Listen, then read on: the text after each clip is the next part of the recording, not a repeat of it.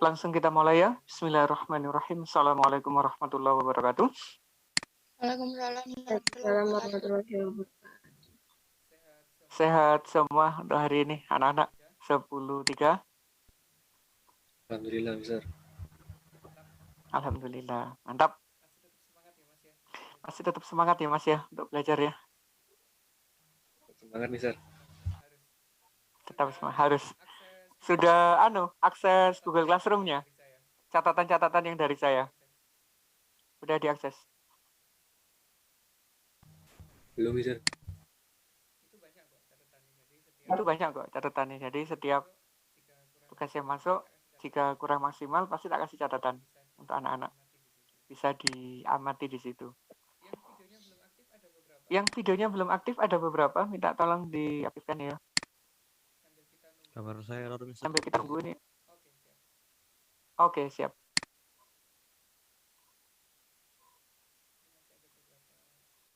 Ini masih ada beberapa yang belum gabung, sambil kita tunggu lah.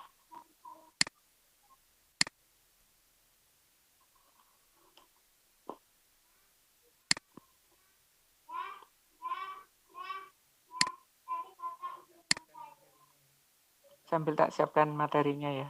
Sabar ya.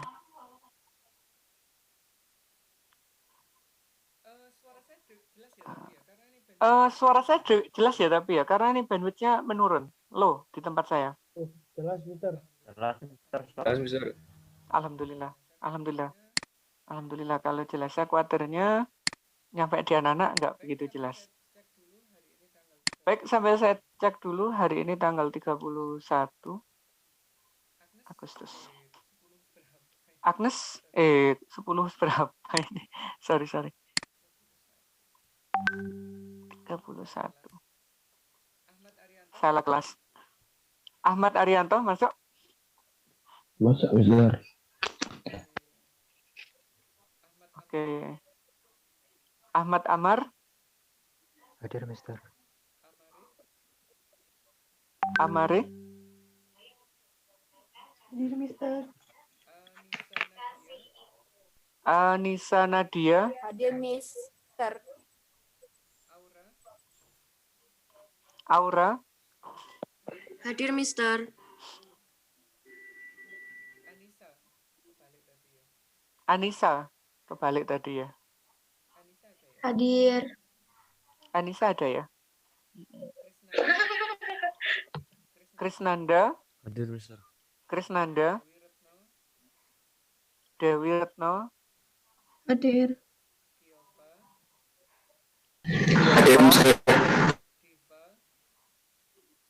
Diva? Hadir, Mister. Zikri?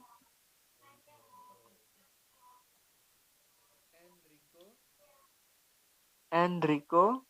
Hadir, Mister. Felicia? Hadir, Mister. Helmi Hadir, Yahya? Mister. Jihan? Hadir, Mister. Marelda? Hadir, Mister. Muhammad Syifaul? Hadir, Mister. Muhammad Akmal? Loh, Muhammad Kautsar? Hadir. Oh, Kautsar? Hadir. Mirza? Hadir, Mister. Rizky? Hadir. Rizky? Oke. Hadir, Mister. Syafli? Hadir, Mister. Oke. Nafiza?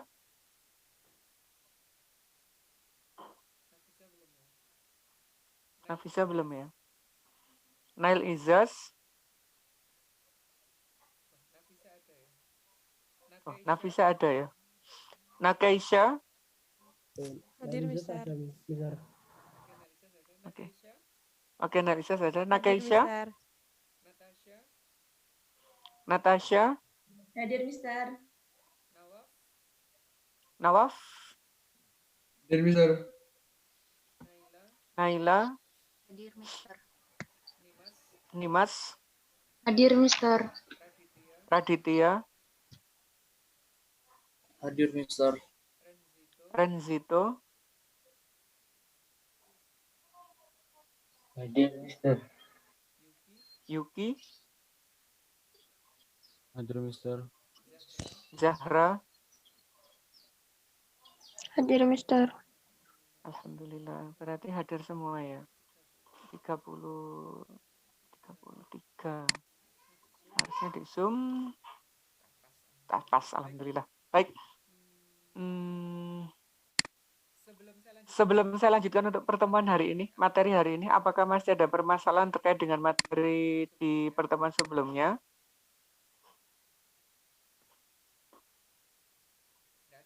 Tidak ada.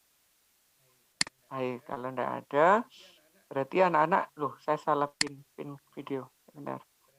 Berarti hari ini kita sudah siap-siap untuk masuk di materi yang baru. Insya Allah masih di bab yang sama dengan materi yang sebelumnya. Saya share screen dulu ya, bentar.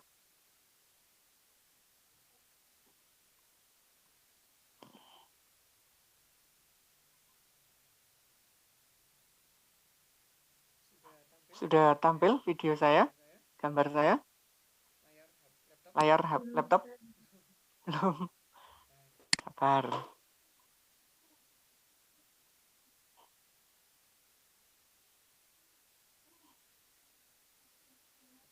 Sabar ya, ini internetnya agak melambat ini. Sudah tampil? Sudah, Mister. Oke, alhamdulillah. Baik, hari ini kita masuk di bab yang kedua, di bab struktur atom. Di pertemuan lalu kita sudah membahas ini, partikel dasar, terus nomor atom, nomor massa, isotop, isobar, dan isoton gitu ya. Udah tuntas yang itu. Namun yang di poin C kita belum bahas sama sekali, yaitu di perkembangan teori atom, konfigurasi elektron, dan teori mekanika gelombang atau mekanika kuantum. Karena di bab 2 itu nanti intinya di sini, di poin C. Kalau ini cuma pengantar, apalagi yang ini. Ini tidak urgent, ini urgentnya di simbol. Kalau ini banyak sekali, terutama di konfigurasi elektron. Karena sampai di kelas 12, kita akan selalu menggunakan itu. Langsung aja kita masuk di poin C. Yang pertama adalah di bagian perkembangan teori atom. Di perkembangan teori atom ada 4 subbab yang harus anak-anak kuasai. Ada perkembangan model atom, ada konfigurasi elektron, ada bilangan kuantum, dan bentuk atau orientasi orbital. Hari ini saya fokuskan di 2, ini dan ini aja. Pertemuan selanjutnya insya Allah ini, kalau ini materi pengembangan, jadi anak-anak nggak harus belajar, nggak apa-apa. Yang bagian bentuk dan orientasi orbital. Tak kenalkan aja nanti gitu ya, biar kalau lihat gambarnya atau apa enggak kaget. Langsung aja, yang pertama kita masuk di perkembangan model atom. Atom itu adalah sesuatu zat yang kecil, karena dari unsur kalau kita pecah-pecah hingga bagian terkecil nanti dikenal sebagai unsur.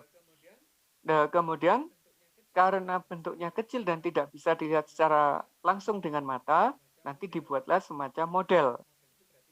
Model itu berarti penggambaran 3 dimensi yang disepakati oleh seluruh ahli secara bersama-sama sedunia gitu ya. Untuk model atom sendiri itu nanti ada 5, mulai dari model atom Dalton hingga model atom modern yang digunakan hingga saat ini. Sebelum model atom Dalton itu ada lagi ya model satu lagi namanya model atom Democritus, tapi itu tidak dibahas di sini karena belum tertulis secara bagus. Bukti-buktinya belum banyak, dan yang sudah ada buktinya baru dimulai dari model atom Dalton. Kita mulai yang pertama, yaitu model atom Dalton. Untuk model atom Dalton, itu nanti ada 4 teori besar yang harus sampai kuasai ya. Ada 4 hal besar yang inti dari model atom Dalton itu. Teori 1, 2, 3, 4 itu yang masih berlaku hingga sekarang adalah yang nomor 2, 3, dan 4. Sedangkan nomor 1 sudah gugur. Kenapa sudah gugur? Karena di yang pertama, atom adalah bagian terkecil yang tidak dapat dibagi. Ini kan jelas salah ya, karena atom itu kalau dibagi kemarin ada partikel dasarnya. ada proton, ada elektron, ada neutron, ada quark, ada positron, dan sebagainya. Tapi yang lainnya tidak dikenal oleh anak-anak. Yang dikenal cuma 3 itu. Sedangkan yang nomor 2, 3, 4 berlaku sampai sekarang. Apa isinya? Atom-atom unsur sejenis itu memiliki massa, volume, bentuk yang sama. Artinya apa? Kalau anak-anak menemukan emas simbolnya AU, di Malang, di Kalimantan, di Malang Coret, maupun di luar negeri, itu nanti sifatnya sama. Mulai dari volume, bentuk, maupun massanya. Tapi kalau anak-anak menemukan emas dan perak, walaupun sama-sama ditemukan di Malang, itu nanti baik volumenya, bentuk, dan massanya akan berbeda. Karena terdiri dari atom yang berbeda, dari unsur yang berbeda. Jadi kalau unsurnya sama, sifatnya sama. Kalau unsurnya berbeda, sifatnya berbeda. Yang ketiga, atom itu bisa bergabung dengan atom yang lainnya atau berpisah dari gugusan atom melalui reaksi kimia. Nah, nanti ini dipelajari di bab yang kedua di semester genap tentang persamaan reaksi. Yang keempat, ini atom dapat bergabung membentuk suatu senyawa dengan perbandingan tertentu. Apa maksudnya? Anak-anak pasti nggak asing dengan rumus kimia air. Apa rumus kimia air? H2O. Hidrogennya ada 2, oksigennya ada 1. Air yang ditemukan di Indonesia, di kutub utara maupun di kutub selatan, rumus kimianya sama, yaitu H2O. Artinya apa? Atom H dan O bergabung membentuk H2O dengan jumlah atom H-nya 2 dan O-nya 1. Jadi ada perbandingan tertentu dan sederhana. Bagaimana model atom Dalton? Modelnya kayak gini. Bola, padat, pejal namanya ya. Tidak ada lubangnya sama sekali. Benar-benar padat di dalamnya. Ini adalah penggambaran dari atom menurut Dalton. Teori atomnya Dalton ini bertahan lebih dari 100 tahun. Karena belum ada percobaan atau ahli baru yang mengemukakan tentang teori atom. Baru ini yang menggagalkan teori atomnya Dalton. Siapa? Thomson. Kapan gugurnya? Saat dibuat percobaan sinar katoda. Masih ingat ya percobaan sinar katoda ya? Yaitu proses penemuan elektron. Dalton kan ngomongnya atom itu bola pejal yang tidak memiliki muatan. Tapi setelah diteliti oleh Thomson, atom itu memiliki muatan negatif yang dikenal sebagai elektron itu. Model atomnya berubah. Jadi kayak gini. Yang warna orange itu adalah bola bermuatan positif, itu katanya Thomson. Sedangkan elektron itu tersebar di seluruh bagian dari bola itu.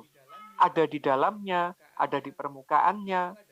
Itu adalah elektron ditemukannya. Jadi modelnya ada bola yang bermuatan positif, tersebar elektron-elektron.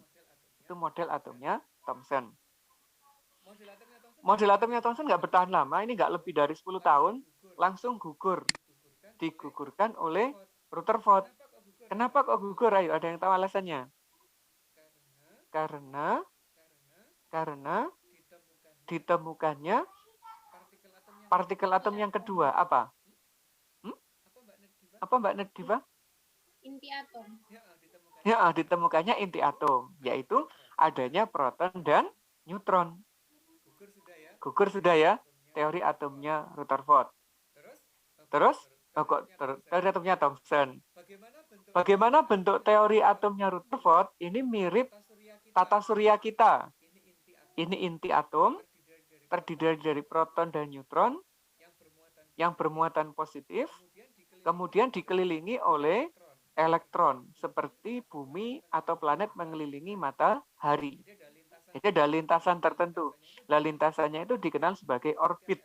Jadi setiap elektron punya orbit untuk melewati atau mengelilingi inti atom.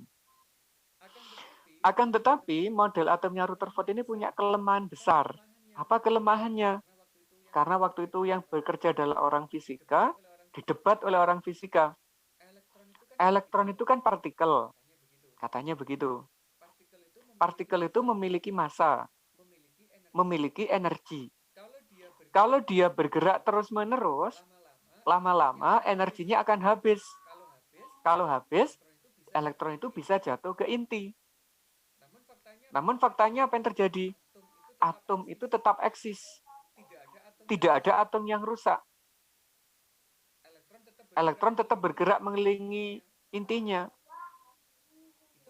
Itu nggak bisa dijelaskan oleh Rutherford. Sehingga model atom Rutherford ini gugur. Yang menggugurkan adalah muridnya sendiri. Siapa muridnya Rutherford? Yaitu Bohr ini. Apa sih perbedaan mendasar antara model atom Rutherford dan Bohr? Itu letaknya adalah di sini. Adanya orbit ini. Terus adanya titik ini. Disebut sebagai titik stasioner. Kalau tadi Rutherford tidak bisa menjelaskan kenapa elektron tidak jatuh ke inti, sama Bohr dijelaskan bahwa elektron itu bergerak dalam lintasan stasioner, lintasan tertentu. Lintasan tertentunya itu dikenal sebagai kulit. Nah ini ya, ini ada inti atom, ini ada kulitnya. Ini kulit 1, ini kulit 2, ini kulit 3. Nyebutnya begitu. Jadi punya kulit. Nah, di setiap kulit ini energinya pas. Energinya stasioner, tidak tertarik oleh inti atom. Itu ya. Ini ada istilah titik stasioner. Nah, kemudian model atom Bohr ini juga gugur lama-kelamaan. Kenapa? Karena Bohr tidak bisa menjelaskan jika atom memiliki elektron dalam jumlah yang banyak. Karena Bohr itu hanya menganalisis dari spektrum atom hidrogen. Jadi percobaan atom hidrogen aja yang dipelajari. Atom-atom yang lain tidak. Makanya dia tidak bisa menjelaskan. Baru untuk atom-atom yang selain hidrogen itu nanti dijelaskan oleh 3 tokoh besar. Apa sih ini? Kok muncul iklan?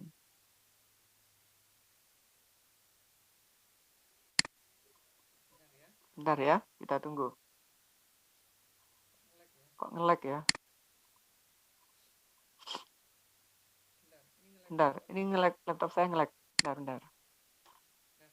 Nah, baru nanti ada ini loh, ada tiga tokoh besar yang dibantu oleh Heisenberg untuk menggugurkan teori atom Bohr, yaitu untuk menjelaskan jika atom itu memiliki elektron yang banyak. Siapa aja tokohnya?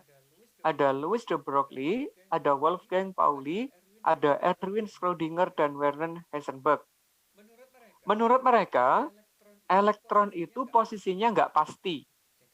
Jadi kita tidak bisa menebak posisi elektron di mana. Karena elektron itu kecil, bermuatan negatif, tidak mau diam, aktif bergerak. Itu ciri dari elektron. Makanya posisi elektron tidak bisa ditentukan secara pasti. Yang bisa ditentukan hanya ini, yaitu kemungkinan ditemukan atau teori probabilitas. Jadi elektron tidak bisa ditemukan secara pasti, hanya kemungkinan saja. Nah, daerah di mana elektron ditemukan itu nanti disebut sebagai orbital. Itu ada istilah orbit, ada istilah orbital.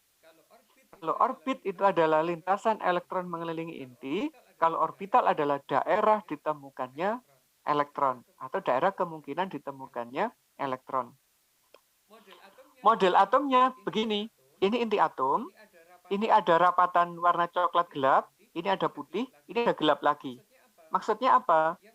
Yang warnanya gelap, ini berarti daerah elektron ditemukan dalam jumlah yang banyak. Kalau warnanya putih, berarti nanti sedikit elektron itu ditemukan. Kalau gelap lagi, berarti nanti daerah elektron ditemukan banyak lagi. Ini orbital 1 nyebutnya, ini orbital kedua. Nah, orbital itu boleh disebut sebagai kulit. Berarti ini kulit 1, ini kulit 2. Digabung dengan teorinya Bohr. Oke, ada pertanyaankah untuk perkembangan model atom? Ini teori banget, anak-anak nanti bisa baca sendiri dengan detail. Ada pertanyaan? Tidak. Kalau tidak, baru kita masuk intinya dari ini, dari model atom modern. yaitu di bagian konfigurasi elektron. Untuk konfigurasi elektron, kemarin katanya di kelas lain itu sudah pernah dapat waktu SMP. Tapi nggak tahu. Ada yang pernah dapat? Pernah, Mister. Yang pakai model ini ya, 2818 ini ya? Iya.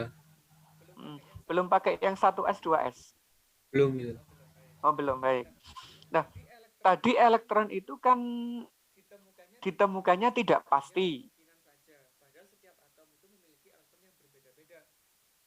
Terus bagaimana susunan elektron di atom? Katanya ada kulit. Di kulit 1 ada berapa elektron? Di kulit 2 ada berapa elektron? Dan nanti dipelajari di bagian konfigurasi ini. Konfigurasi itu apa? Proses penyebaran atau penyusunan elektron di dalam suatu atom. Ada aturannya. Tiap kulit elektron hanya dapat ditempati oleh 2n kuadrat elektron. N itu kulit. Kalau kulit 1, elektronnya berapa? 2 kali 1 kuadrat. Maksimumnya berarti 2.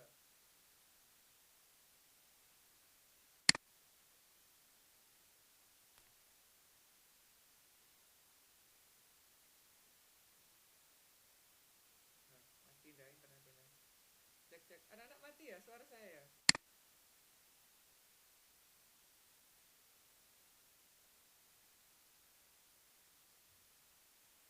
Cek. Suara saya terputus ya anak-anak ya? Sekarang sudah nyambung lagi. Oke. Ini tiba-tiba mati. Zoom saya, Zoom yang di laptop. Bentar. Kita tunggu masih proses connection.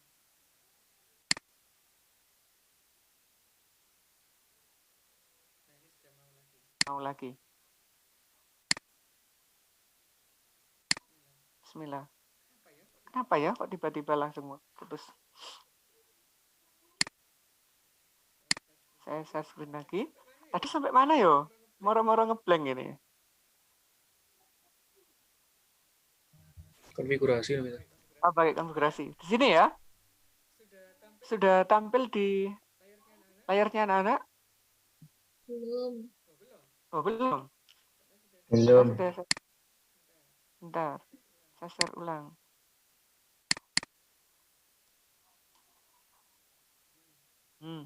Proses.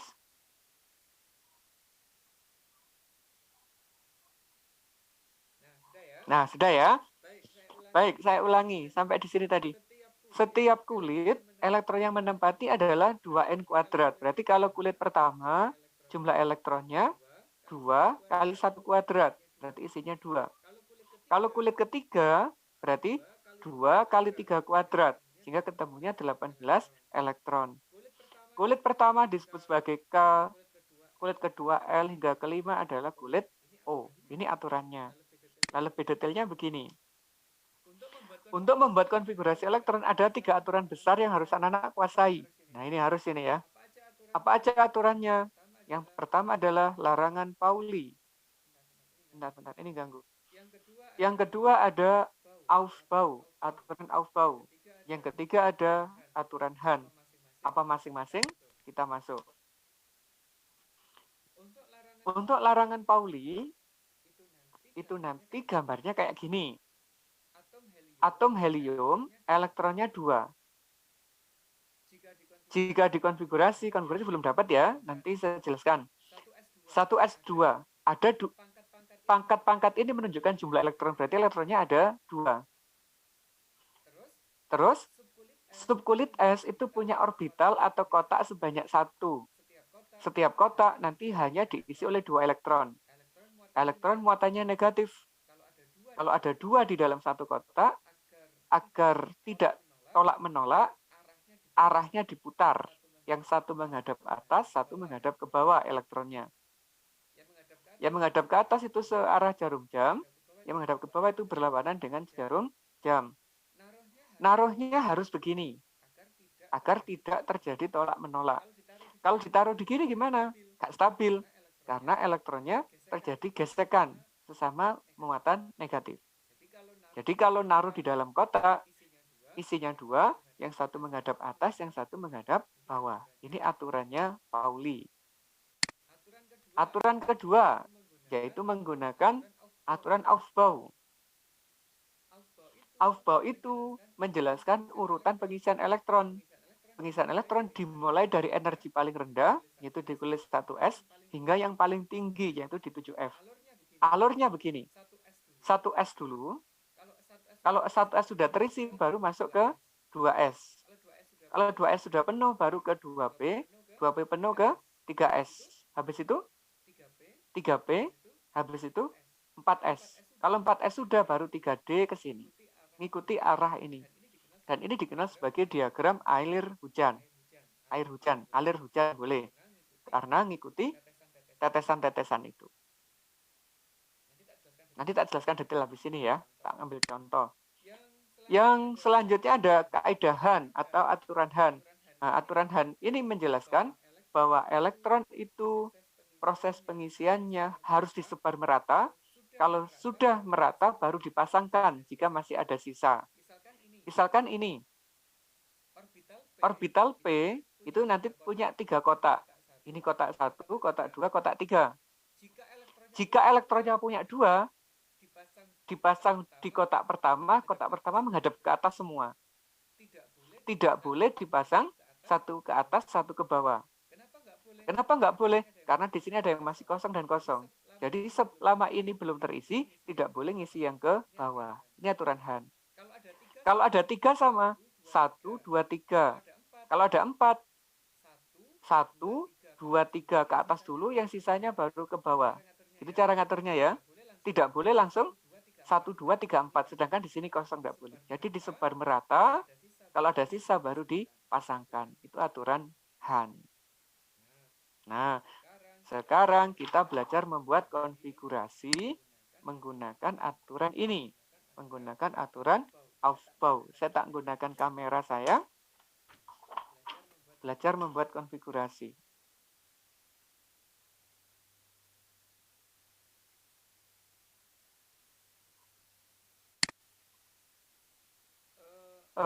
Untuk kamera saya yang kedua, tolong dipin di depan ya, biar nanti anak-anak bisa mengikuti dengan baik kalau misalkan di laptop.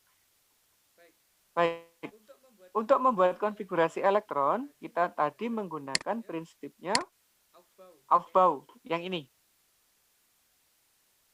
Cara membuatnya itu begini.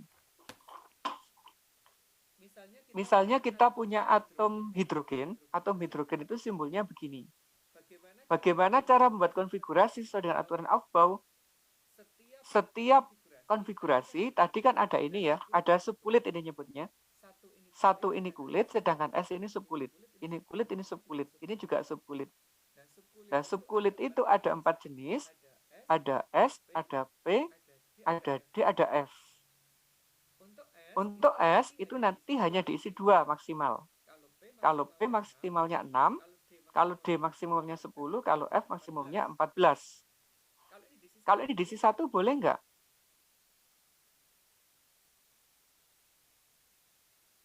Boleh ya, karena maksimumnya 2. Nah, contohnya ini, hidrogen, simbolnya 1,1. Yang dikonfigurasi adalah elektron. Berapa elektronnya hidrogen?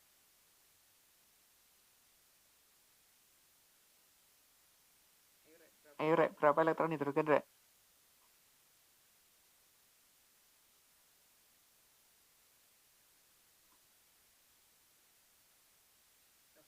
Oh, jawab benar ya. Berapa elektronnya hidrogen?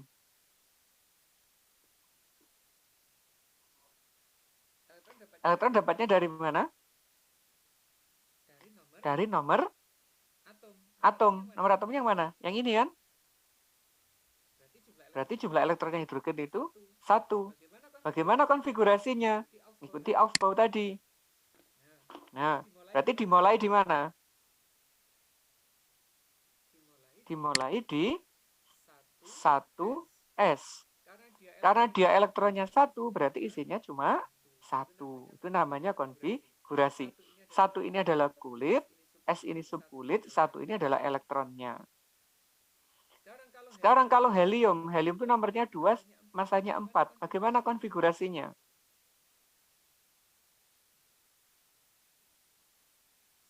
sama, yaitu 1s, tapi isinya 2. 2 dari mana? Dari ini. Elektronnya adalah 2.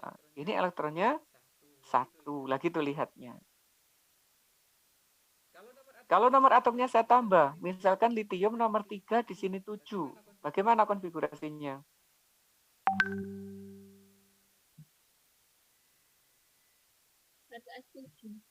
1s,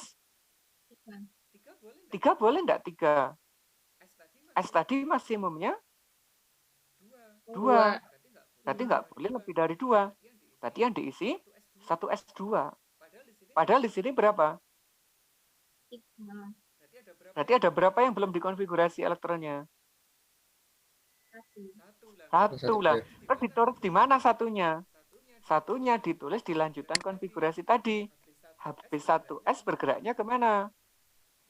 Ini 1s bergeraknya ke sini. Berarti ditaruh di 2s. Nah gitu. 2s. Isinya berapa kira-kira s-nya? Ya, sisanya berarti 1. 2 ditambah 1 sama dengan 3. Sekarang dilanjutkan yang lebih tinggi, berelium nomornya 4. Di sini berelium itu 8. Gimana konfigurasinya? 1s2, 2s2. Bagus, luar biasa. Kalau ada 6 karbon, 12. 1s2, 2s2. Ini masih berapa elektron? 2. Nah, ini kan masih 4 ya. Berarti Oh, iya. sisanya masih 2. Lah yang 2 ditaruh di mana yo? 3s. Nah, akhirnya ke sini kita lihat lagi. Ada 1s, ada 2s. Habis 2s kemana ini? Sini lagi. 2p. 2p. Kalau sisa baru ke 3s. Berarti masih ke 2p dulu ya. Jadi kita bawa ke sini ke 2p. Berapa kira-kira isinya? 2. 2. Bagus, luar biasa. Ada oksigen nomornya 8, ini 16. Konfigurasinya gimana kira-kira? 1s2, 1s, 2. 2p2, 2p2. 3s2. P maksimumnya berapa? 2p4. P maksimumnya 6. Boleh nggak langsung tak isi 4? Boleh. Boleh nggak? Boleh. Karena P Boleh. maksimumnya 6. 6. Nggak apa-apa. Perlu nggak gasnya diisi?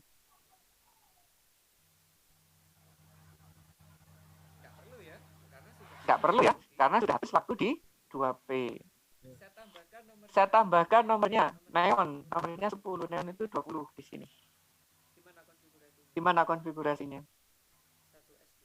1s2, 2s2, 2p4, 2, 6, 2p6. kan 10. 10. Ini masih 4, berarti sini 6. 6. Bisa? Bisa? Insya Allah bisa, Mister. Bisa, alhamdulillah. Kalau ada magnesium, ini 24, 12. Gimana konfigurasinya? 1s2, 2s2, 2p, 6. Masih sisa berapa? 2. Masih sisa 2. Habis 3p larinya kemana? Kita lihat diagram Aufbau tadi. Nah ini, 3s. habis 3p, ke 2p ya. Habis 2p, ke sini. 3, 3, 3s. Nah, berarti kita isikan di sini. 3s, 2. Paham? Bisa. Paham, alhamdulillah. Saya tambah lagi, misalkan ada 17 klorin. Nah, klorin ini gas yang sangat beracun. Ayo, gimana konfigurasinya? 1s2, 2s2, 2p6. Terus 3s2. 3s2. Habis 3s2 kemana tadi? 3p. 3p. Berapa isinya? Oh, 5. 5, Mbak. 10 ditambah 2 ditambah 5 kan 17. Itu ya? Bisa ya? Saya tambah lebih panjang lagi. Nomornya saya naikkan 21 skandium. Ayo, ya apa yang ini? Skandium. 1S2, 2S2, 2P6. Masih 10 ya. 3S2, 3P6. Ini berapa? 10 11. ditambah 2, 18. Padahal totalnya 21. Kurang 3 ya. Habis 3P kemana geraknya? Nah, kita lihat yang di diagram Aufbau-nya tadi. Habis 3P, 3P kan di sini. Ternyata geraknya ke 4S. 4S. S. Kalau masih sisa ke sini, ke 3D. D. Ya. Berarti kita masukkan. Ada 4S2. Masih 1 kan? Dimasukkan di 3D 1. Kenapa 4S dulu kok 3D yang ditulis? Ayo, alasannya apa?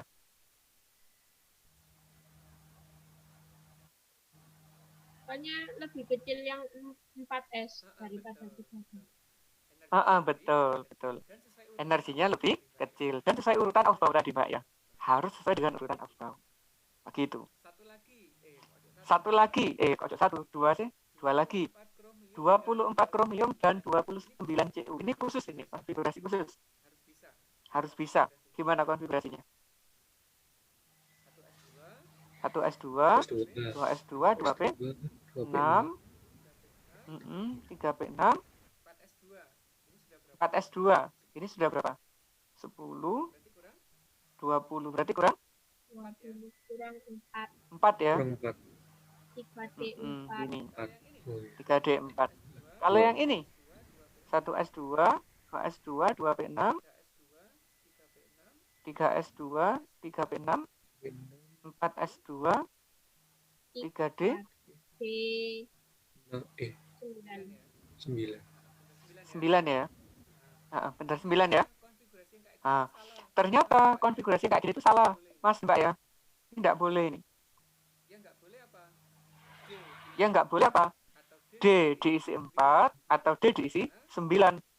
Karena tidak pernah dijumpai secara eksperimen di orbital D itu diisi 4 atau diisi 9. Karena atomnya enggak ada, atomnya enggak stabil. Nah, bagaimana mengubahnya? Ternyata ini harus diubah menjadi 5, ini harus diubah menjadi 10. Bagaimana cara mengubahnya? Pinjam yang depannya. S kan punya 2 dong. Dipinjam 1 menjadi 4S1, 3D5. Ya ini juga sama. 4S1, 3D 10. Betul, Mbak. 4S1, 3D 10. Jadi, anak-anak tolong diperhatikan kalau pas ada konfigurasi ini ya. 2 ini aja. D diisi 4 atau D diisi 9. Itu enggak boleh. Tapi diubah menjadi 5 dan 10.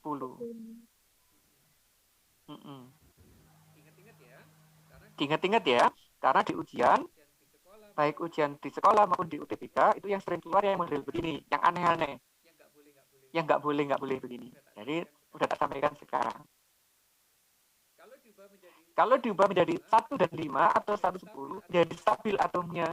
Ini memenuhi aturan setengah penuh, ini memenuhi aturan penuh. Begitu.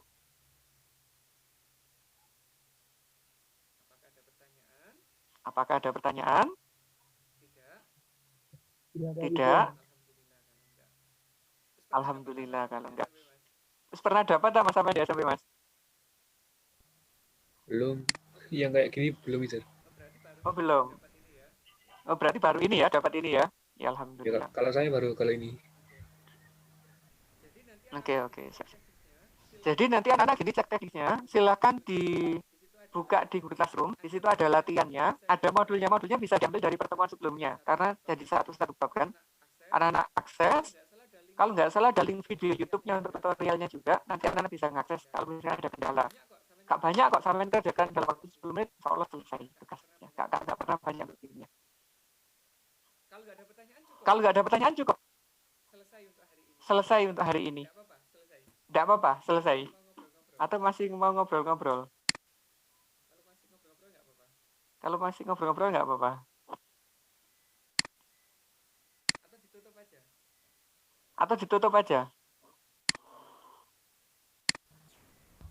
Terserah Mister. Terserah saya. Karena waktunya sudah jam 10:41 nggih, berarti jadwal kita harusnya sudah selesai. Tapi tadi udah tak absen belum ya? Belum saya absen ya? Udah. Oh, sudah. Sudah, Mister. Sudah. Saya ngantuk Mbak, konsentrasinya buyar ini. Maaf. Ngantuk ya. Baik, kalau nggak ada pertanyaan lagi, anak-anak tetap jaga kesehatannya, tetap semangat belajar walaupun kita di masa pandemi harus belajar online. Tolong motivasi belajarnya tetap tinggi ya. Karena anak-anak harus bersyukur. Karena BSS lah yang ada tatap muka rutin. Kalau sekolah lain itu jarang ada tatap muka rutin kayak gini. Sekolah lain itu mengandalkan menggunakan Google Classroom, instruksinya lewat WA. Jadi tidak pernah atau jarang sekali ada tatap muka dengan guru kayak gini. Jadi anak-anak harus sangat bersyukur. Insya Allah kita ketemu lagi hari apa itu? Rabu apa Kamis? Apa besok? Besok, Mister. Besok. Besok. Ya Allah, besok langsung ketemu. Untuk besok kita masih ini ya, kita perdalam di konfigurasi. Nanti kegunaan untuk apa dan sebagainya. Oke, terima kasih atas perhatiannya.